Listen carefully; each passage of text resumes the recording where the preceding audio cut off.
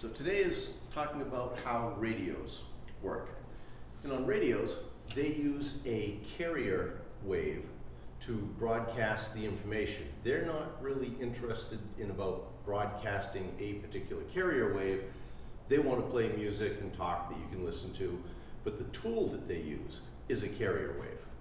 So a carrier wave would be a radio wave that vibrates at a very, very rapid frequency. In this example, I used 100 million vibrations per second, 100 megahertz, which would be the frequency of WHEB. So they are producing a radio wave vibrating at 100 million times a second. When they want to add sound to that, they're adding a wave that vibrates at only about 1,000 times per second. So that means for every one sound wave, they're using 100,000 radio waves to describe one sound wave. And when you add the two together algebraically, what you get is a signal that looks like this. When the sound wave is at a minimum, you add it to the carrier and you get a minimum. When it's at its maximum, you have your maximum amplitude. Minimum amplitude, maximum amplitude. The frequency stays the same at the frequency of the carrier wave. The amplitude changes to carry the information about the sound wave.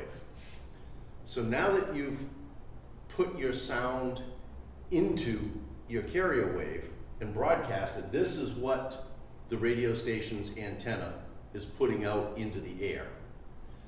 Now we need a separate piece of equipment that can take this information, remove this from it, and just give us back the sound. And that's the job of a radio. In a Coke bottle, you've probably taken a Coke bottle and blown across the top of it, and you get a certain tone. Take a couple drinks, blow across it again, you get a different tone because the different amount of air above the water is vibrating, and it vibrates at different frequencies. Well, we can do the same thing electromagnetically, except that rather than a Coke bottle, it'll be a coil in the form of a tube. So we wrap a coil around in a tube, and we use various lengths of the tube by sanding a strip along an edge and having a grounding wire go up and down that strip to effectively use more or less of that coiled tube. And that is what is going to catch the particular frequency or radio station that we're looking for. That's how we get a particular signal coming through. There's all sorts of different frequencies in the air. We want to tune in this one. Once we get it, then we have to process it. We have to deconstruct it. So the first thing we do is we go through a diode. And a diode is nothing more than a one-way valve. Electricity can go one way, it can't go the other. So we only allow the electricity moving in one direction and block the other direction, and that effectively cuts the signal in half and removes one half of the signal. Then we put it into a capacitor.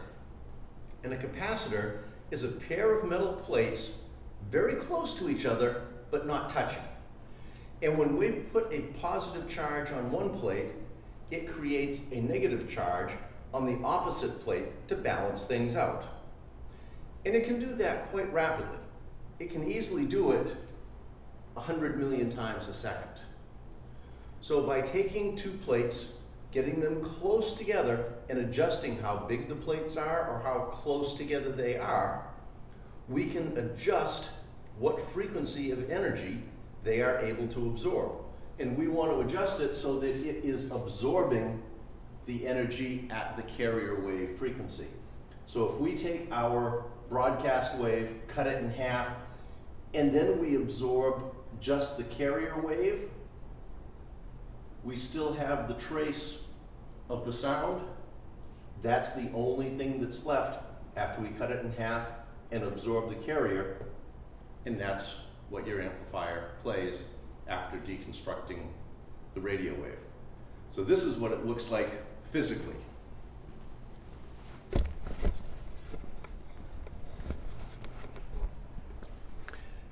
This is a radio. This blue wire comes up and goes right on up to the roof. That's a 75-foot long antenna. The blue wire comes in, gets wired into our radio. This is our coil. That bright shiny strip is the sanded strip.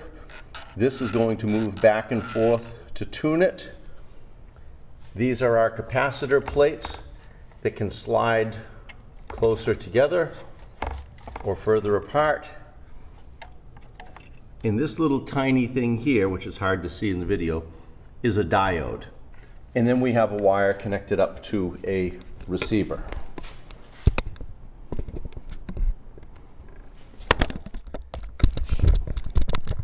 Sorry about that. That's why I'm not a producer. You know, they're not going to run you off the court. I think And the radio was working.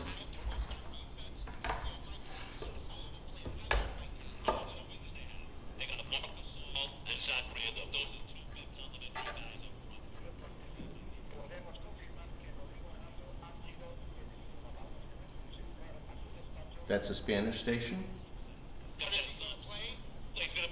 That's a sports station. There are about 4 stations that we can pick up on this little device. Just tuning it and adjusting our capacitor.